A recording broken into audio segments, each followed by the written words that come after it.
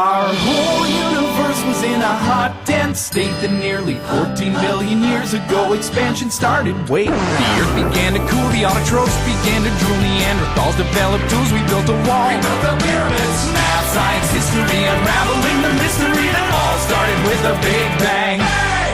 Okay, here we have a leopard. It is a very big predator in Russia. That's the biggest part of its niche.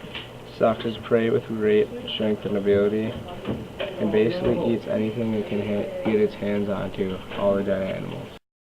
Here we have the wild boar. They're extremely growing problem down in the south, the upper areas.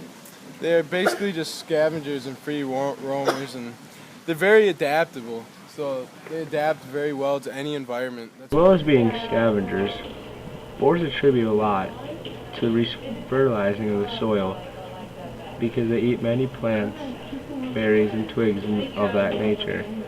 They also provide a large food source to humans because they're domestic. Oh hey there, this is the tiger. Their natural role is to kill animals big enough in order to maintain their population so that they can survive on. And they're a population control, and they're the top predator in any area they are in. Sea otters are a keystone species in their ecological niche. They eat many sea urchins and other grazing animals in the kelp forest. They keep these kelp forests clean because it is important, because the kelp forests are essential in the seafloor ecosystem. Sea otters also provide food to killer whales and other seals. So with the decline of sea otters comes the decline of the seafloor, which is the kelp, which comes the decline of the killer whales and other seals. This is the grizzly bear. It eats salmon, which keeps the population at a decent number so that all salmon have a good amount of food to eat. And 90% of their diet comes from vegetation. And part of that vegetation is berries, where they spread the seeds through the waste. They don't eat all of their kill. Instead, they intimidate wolves or other predators around them to let them know to stay away. But most of the time, this leads to conflict. Right here we got salmon, and they provide a big food source for the bears when they come up back into their spawning pools after spending years in the ocean gaining nutrients and getting bigger.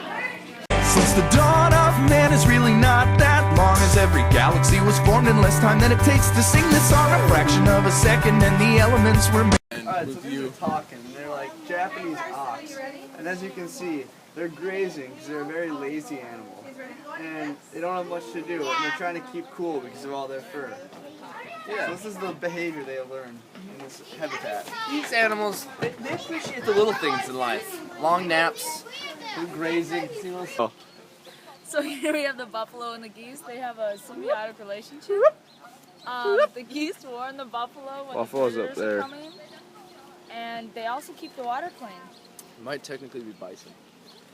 So the prairie dogs have a kind of an important behavioral niche in the Midwest and down to the south. They bring up the fresh soil when they dig their burrows, and it kind of resets on top of the surface, which allows for new plants and other vegetation to grow.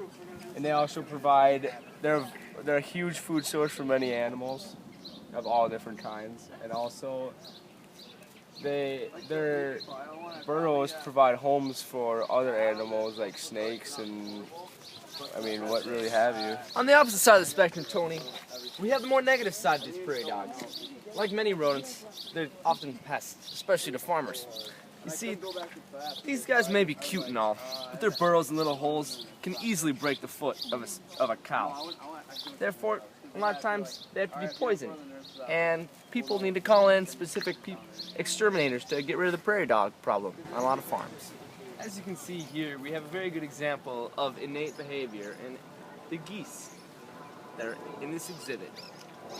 Shortly after geese are born, in a quick 12-hour period, they look for specific traits among other animals to find who their mother is. This they have a critical period where if they aren't able to imprint their mother's characteristics in them, say actually imprinting the mother as their guardian, they'll develop a lonesome life and not be able to develop as efficiently as other geese. Caribou are currently losing their coat because of the spring weather. As we enter into the summer months, caribou tend to lose their coat.